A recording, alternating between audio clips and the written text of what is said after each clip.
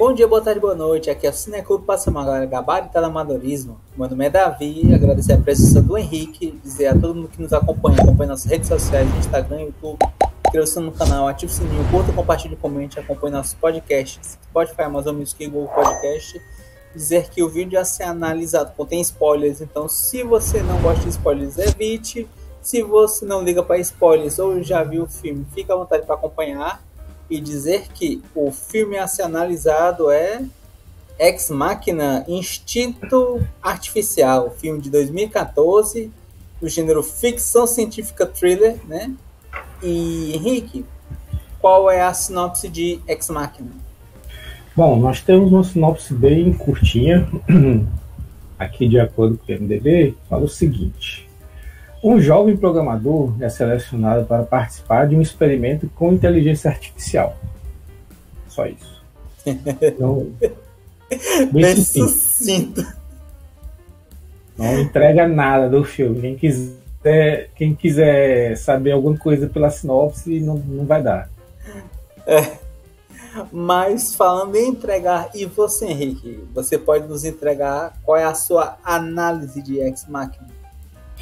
Bom, eu acho que é um filme que começa com um ritmo bem lento, assim, não lento de que seja preguiçoso nesse sentido, mas despretensioso, vamos dizer assim.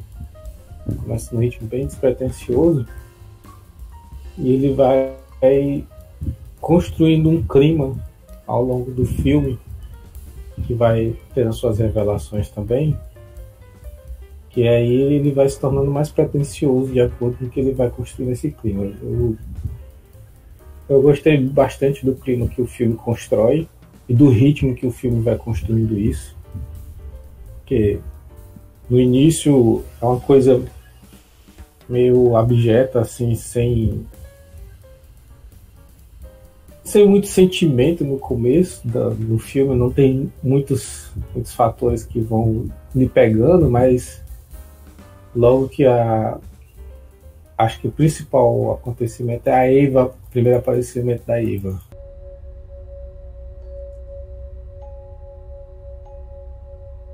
E aí isso muda o tom do filme. E a partir daí começa a entrar esse novo fator que é a Eva, que aí começa a dar um outro rumo, um outro tom pro filme, as interações com ela. Eu gostei muito do ritmo do filme. Ele consegue te manter preso, consegue te manter atento e consegue passar um ar leve. Eu achei que, assim, apesar do filme ter esse clima de suspense, né? Mas não é um suspense que te deixa assustado. É um suspense que mantém tua atenção, te prende de querer ver o que vai acontecer, tá ansioso pelo que vai acontecer, né? Então, eu achei bem interessante a forma como o filme se constrói. E o que acaba trazendo mais tensão, mais, vamos dizer assim, suspense, é a interação do Nathan e do Caleb. Porque vão, de acordo com os acontecimentos que vão tendo, a relação entre eles vai criando alguns enigmas, que aí você fica se perguntando aonde é que a coisa vai desencadear, para onde vai ser levado.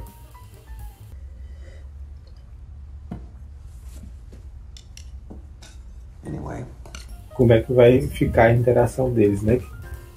Porque fica um suspense muito grande a relação deles dois, que tem um clima meio diferente, por mais que o Nathan fale da história do chefe, do empregado, sair daquela coisa de querer ser chefe empregado, ser só duas pessoas, dois bros ali que estão interagindo, mas fica um clima meio estranho entre os dois sempre, né? Nunca fica uma camaradagem, apesar do Nathan tentar passar, talvez até influenciar esse clima de camaradagem, querer colocar esse clima de camaradagem no ambiente para tentar fazer o outro se sentir talvez mais à vontade.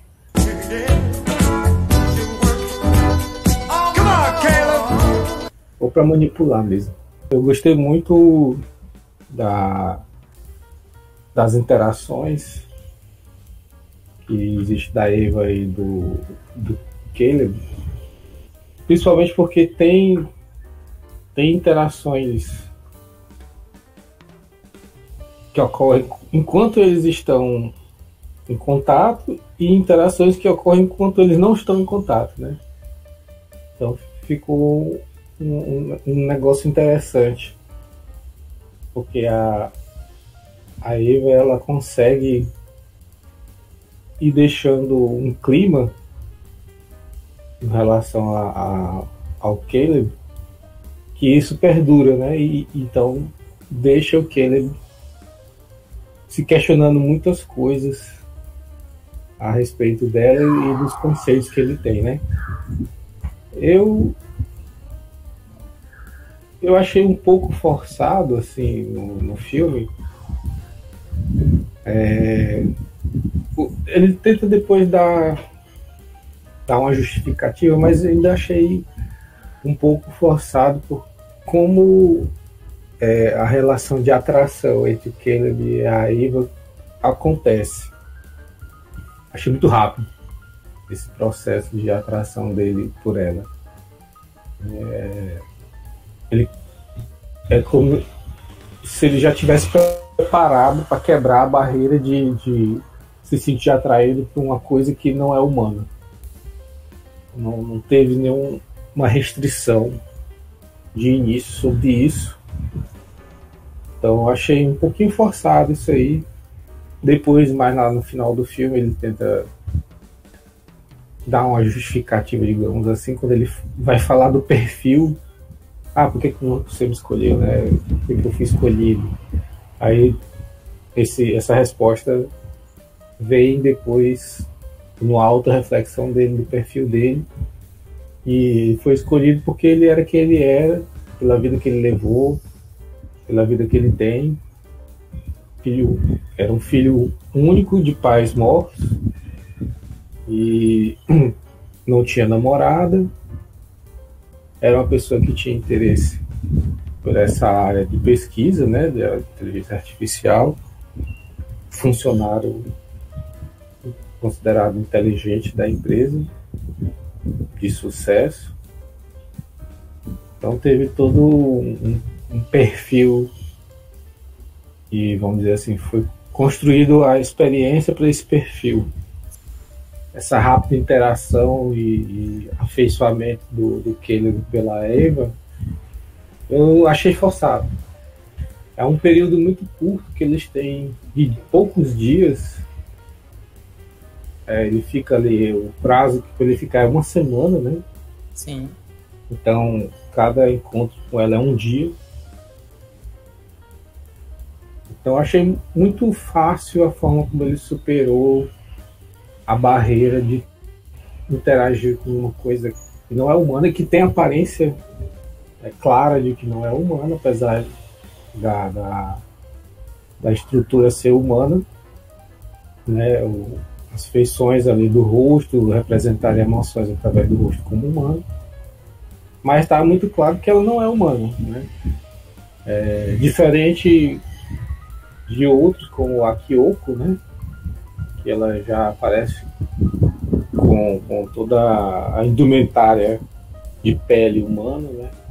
O corpo aparentemente humano, não dá para você perceber que ela não é humana, a menos por alguns quesitos que eu suspeitei desde a segunda vez que ela apareceu. O aspecto do filme que eu achei forçado, assim, que eu achei mais...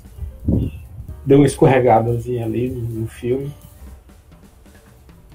Mas o filme tinha que criar essa interação, tinha que criar essa relação dos dois de alguma forma para poder ter o desenrolamento que teve, né? Então, isso faz parte do andamento do filme. Então, é uma escorregada na direção do filme ali, talvez, mas que não chega a prejudicar. É só uma coisa que você tem que olhar com um pouquinho mais de benevolência para o que está acontecendo ali, para você não levantar muitas suspeitas ou alguma coisa que você não concorde. Certo. E Henrique, qual é a nota em 3 palavras que você dá para Ex Machina? Cara, eu daria um 8 para esse filme. E 3 palavras eu acho que é. Uma clara que relata o filme é o teste de Turing. Outra seria não exatamente uma palavra, mas um conceito de relacionamento humano. E a terceira eu colocaria como empolgante. O filme é empolgante. Eu comecei com não tanta vontade de assistir assim, pelo que já tinha me falado, estava com outra expectativa do filme, e o filme foi me conquistando. Então é empolgante o filme. Ah, bacana. E Henrique, você indicaria Ex Machina para as pessoas assistirem? Indicaria sim. Eu acho que é um filme que qualquer um pode assistir. Ele tem um bom ritmo, consegue atrair, tem um suspense legal, vai criando, vai se construindo. Principalmente para quem gosta de ficção científica, traz um gostinho a mais ali, né, das conversas e da própria Eva, né, os acontecimentos ali. Então eu indicaria sim. É um filme que qualquer um pode assistir. E então, Henrique, trazendo para você a pergunta lúdica, certo? Certo. No caso, você é um cara que está trabalhando numa empresa. Aí você está sabendo que vai trabalhar em cima de uma nova tecnologia. E aí te entrega um documento não padrão para tu assinar.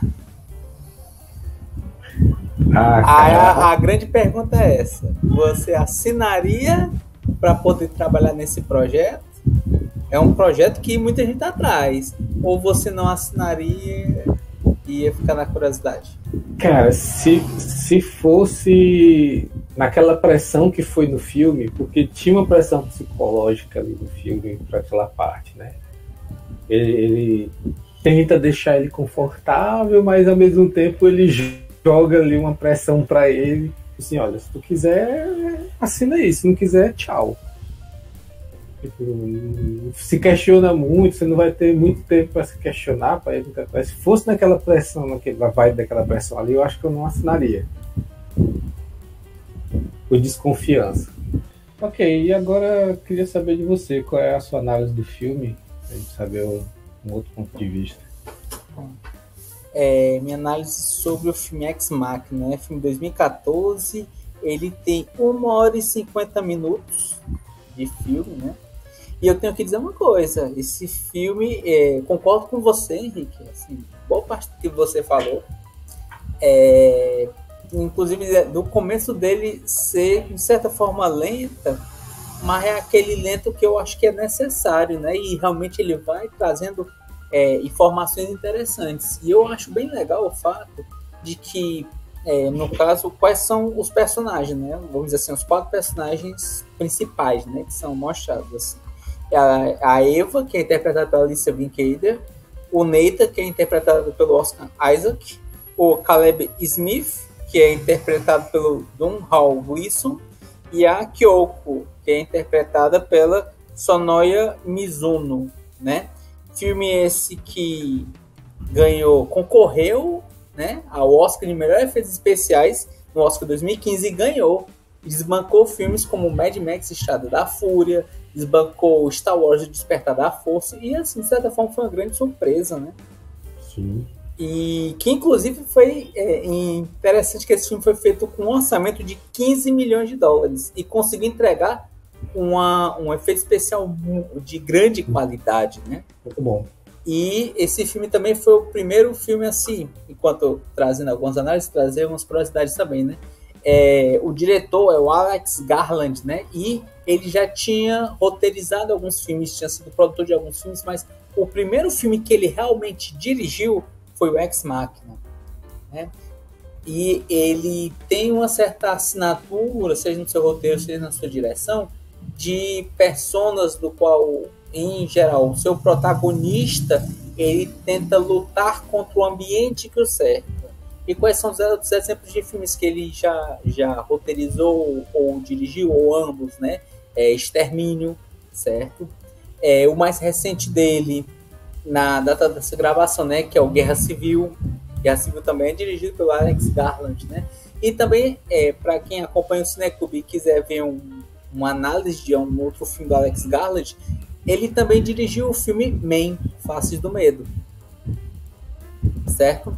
Então, assim, eu acho legal se você pegar um andamento, um resumo rápido do filme, realmente, concordo, inclusive era uma das minhas palavras, né? Seria um grande teste de Turing que é apresentado dentro do filme. Só que ele também traz, conforme ele vai começando os aspectos tecnológicos, ele vai quebrando pouco a pouco para trazendo realmente, como você disse, né? Uma questão muito mais comportamental, muito mais do ser, muito mais do que a vida. E nesse meandro, nesse tempo, há uma conversa sobre ética, sobre moral, e que é colocado que o próprio Nathan, ele não segue essa ética e moral, né?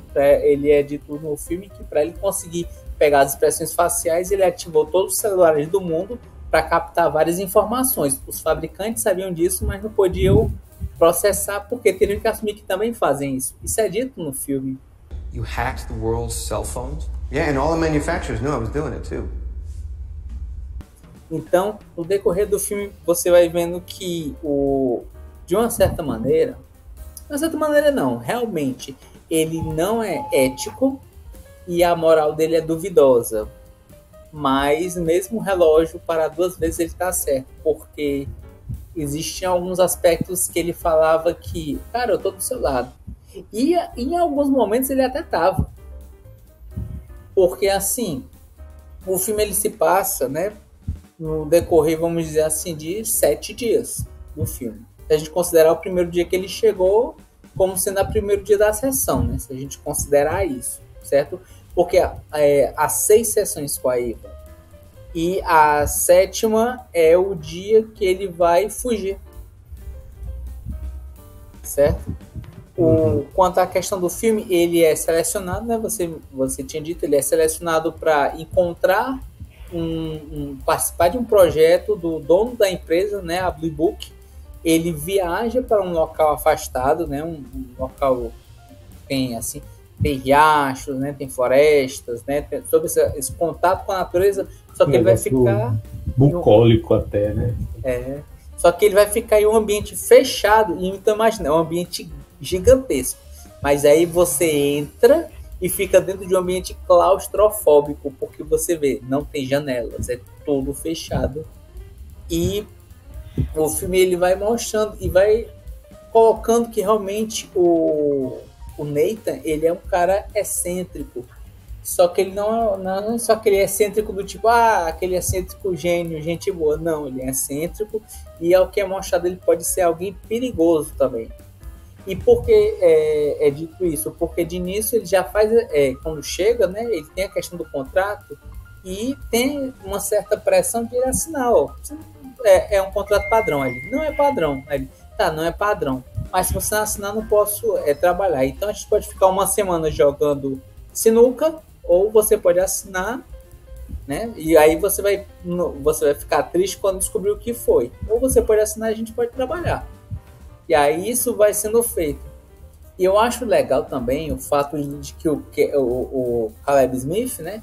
Ele encontra com a Eva e eles falam sobre a questão do teste de Turing. mas de uma certa forma não é bem isso o significado da questão do teste de Turing, né? Se é certo que o teste de Turing é uma pessoa fala com o computador, com a máquina, só que eles não se encontram. Se a máquina conseguir convencer ao ser humano de que realmente é uma pessoa, significa que a máquina passou no teste de Turing. Mas isso significa que ela é uma IA? Não necessariamente. Por quê? Porque para isso você precisa de dados, e para isso você precisa que o avaliador ele tenha um certo grau de conhecimento. Porque se uma pessoa ele tem pouca carga de conhecimento e tem poucos diálogos para poder avaliar e validar esse teste, logo torna-se um teste com menos propriedades e menos embasamento para poder fazer isso. Não significa que ao passar o computador conseguir enganar a pessoa, ele é um IA. Só significa que talvez que dentre as palavras-chave que são apresentadas, elas conseguem convencer uma pessoa. Certo? Então, só que o filme ele meio que dá essa forçada para a pessoa poder colocar. E de uma certa maneira, ele faz isso, como eu disse anteriormente, né, para poder avançar. E o filme vai sendo passado por essas sessões. Ele vai pondo em xeque durante essa questão das sessões sobre se realmente o Nathan ele é confiável, a Ava diz que ele não é confiável. E ao mesmo tempo do teste, ele já chega viciado porque já ao contato direto, ele já sabe que é uma máquina.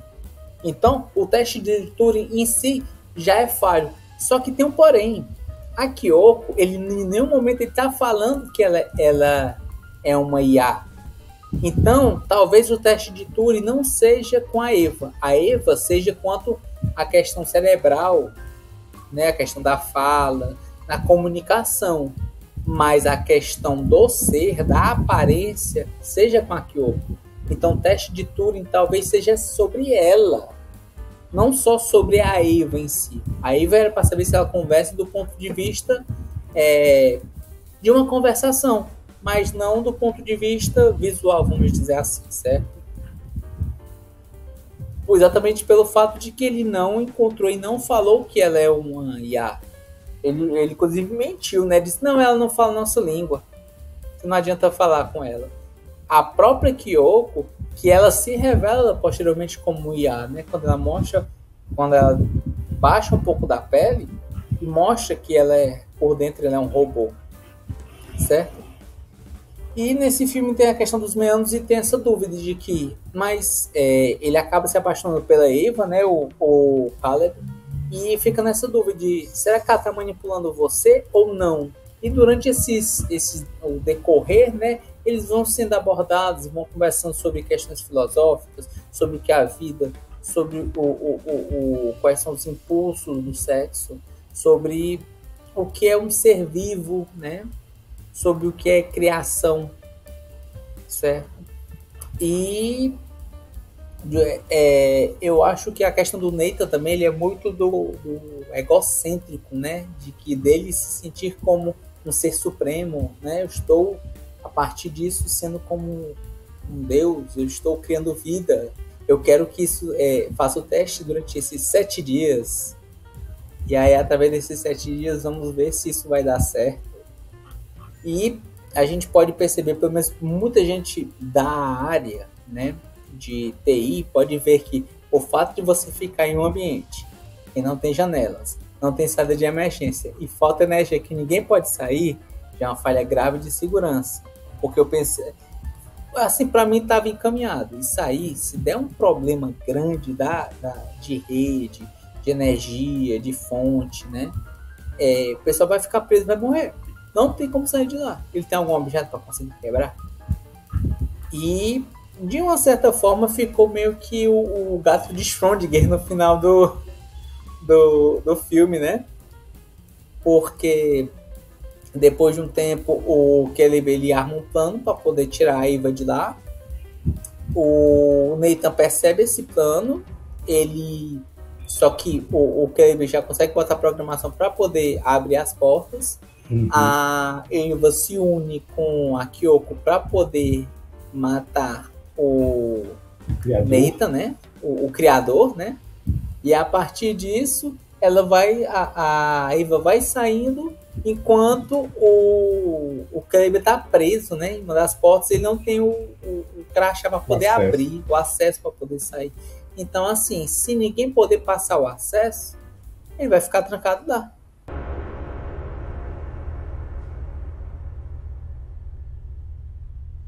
E ele vai morrer lá. Uhum. Quanto tempo ele vai conseguir durar, já que ninguém vai conseguir ter o acesso, e a única pessoa que tem o acesso às portas tá saindo de lá, vamos dizer assim, né? Que é a Eva. E acho que é um filme que é interessante.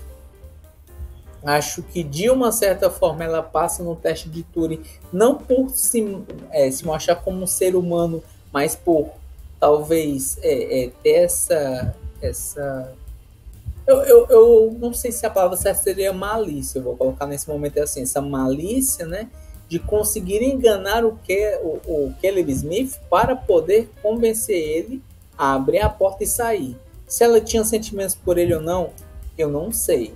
Mas o fato é que no momento que ela conseguiu sair, ter essa oportunidade de sair, em algum momento ela poderia abrir a porta para eles irem juntos. Algo que ela disse que gostaria de fazer, ter um encontro com ele.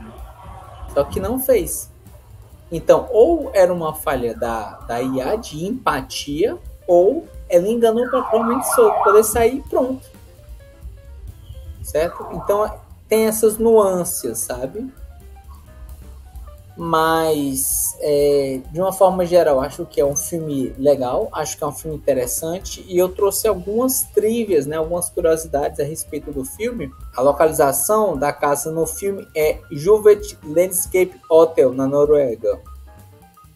O diretor Alex Garland descreveu o futuro apresentado no filme como daqui a 10 minutos.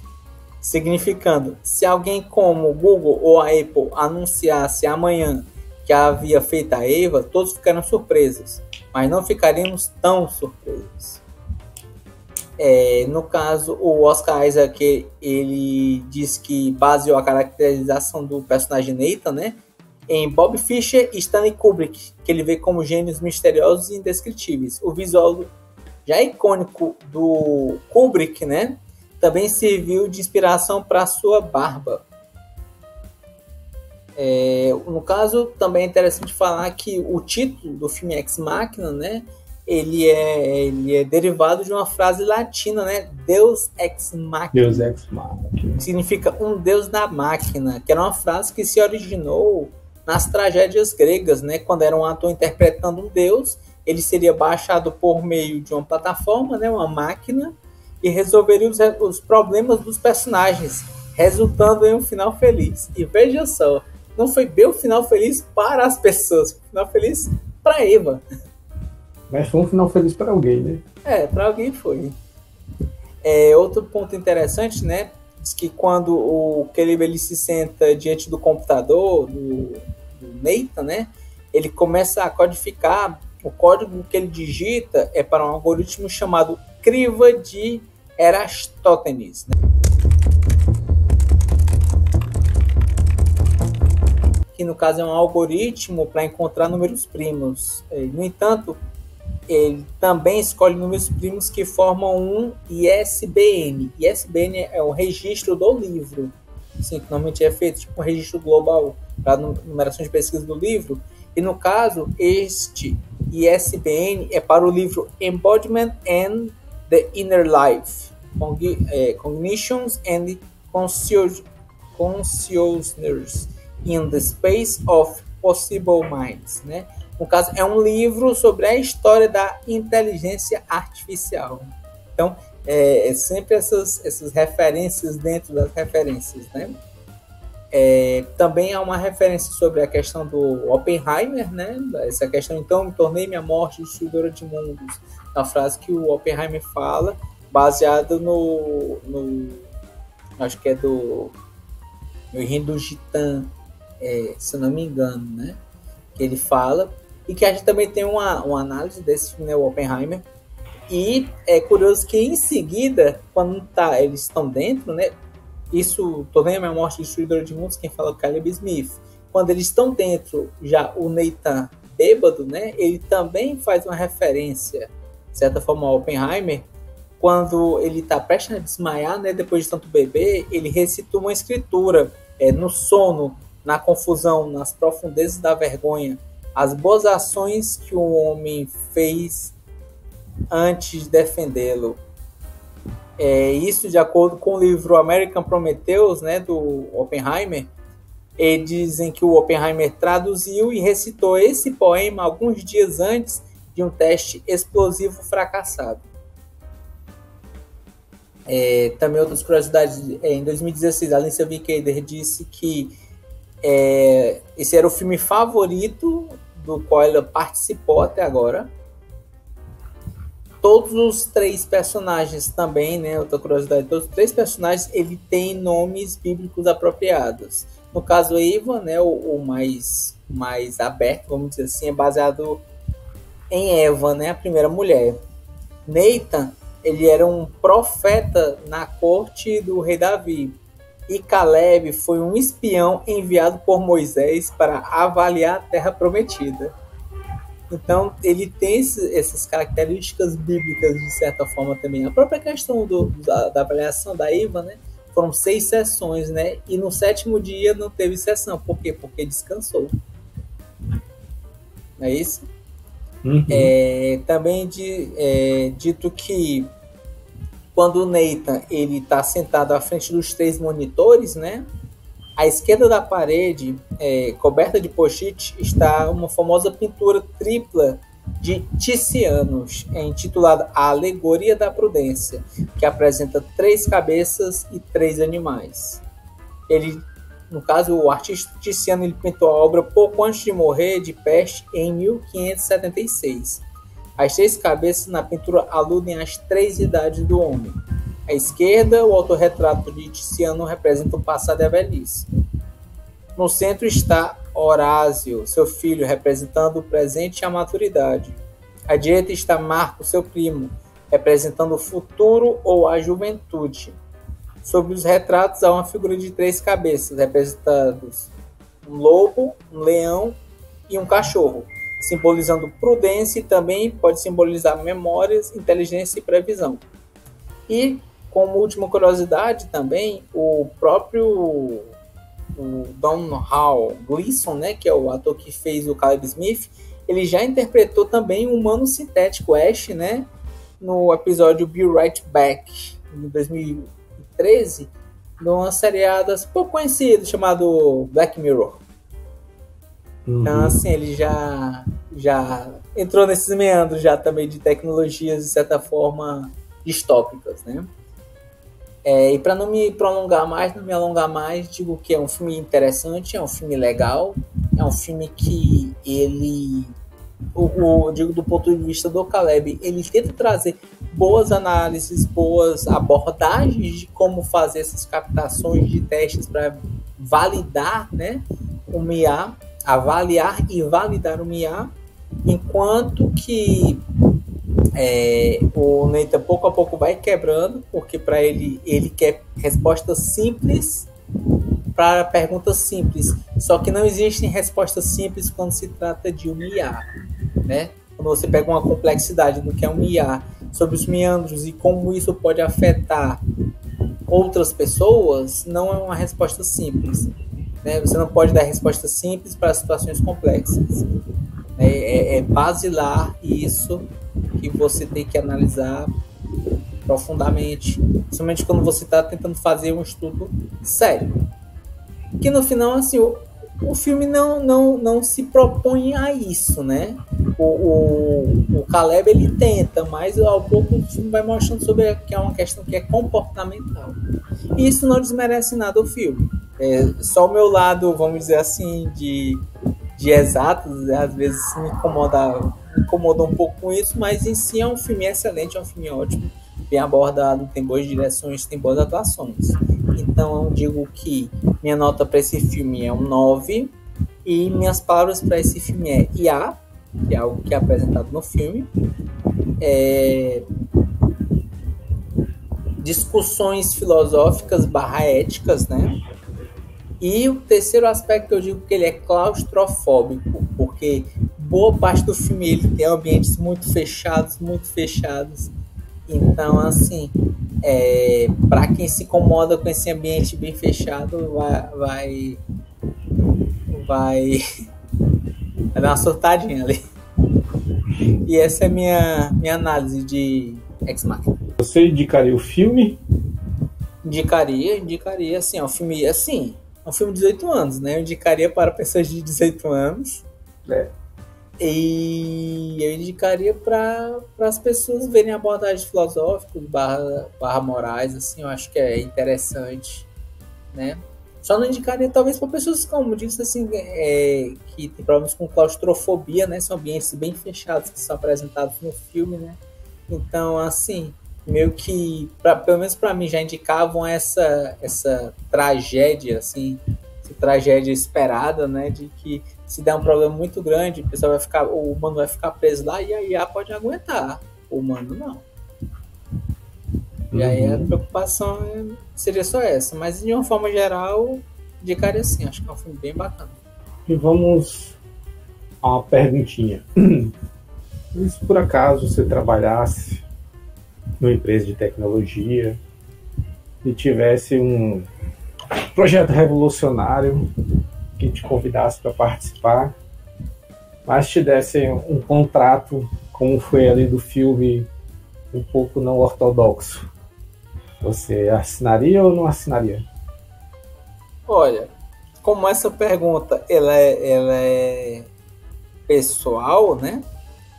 Eu assinaria. Eu sou filho de advogado, né? E uma das primeiras coisas que eu aprendi desde a infância é nunca assine um contrato que você não leu e nunca assine um contrato que você não entendeu, né? Então, no momento que o cara falar assim, eu preciso de um advogado para assinar, eu vou esperar um advogado. Ah, não vai dar certo. Ah, sinto muito. Deve ser revolucionário. Posso me arrepender, mas no momento que eu tava entrando lá, tava vendo as coisas, tá tudo fechado ali.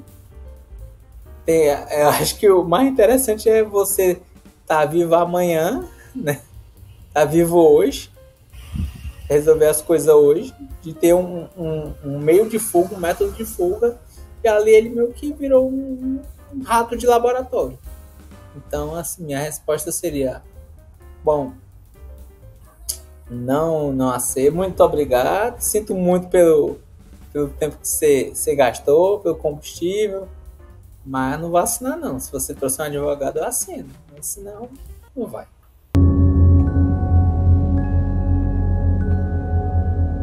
Vamos encerrando nossa análise. Agradecer novamente a presença do Henrique, né? Dizer que meu nome é Davi. Reforçar novamente todo mundo que nos acompanha nossas redes sociais, no Instagram, YouTube, inscreva-se no canal, ative o sininho, curta, compartilhe, comente, acompanhe nossos podcasts, Spotify, Amazon Music, Google Podcast. E Henrique, para quem teve a pachorra de assistir esta análise até o final, tem que escrever o que nos comentários? Acho que você escreveria: eu sou um aficionado por IAs. Aficionado por IAs. Então, muito obrigado a todo mundo que assistiu até a gente até agora e valeu!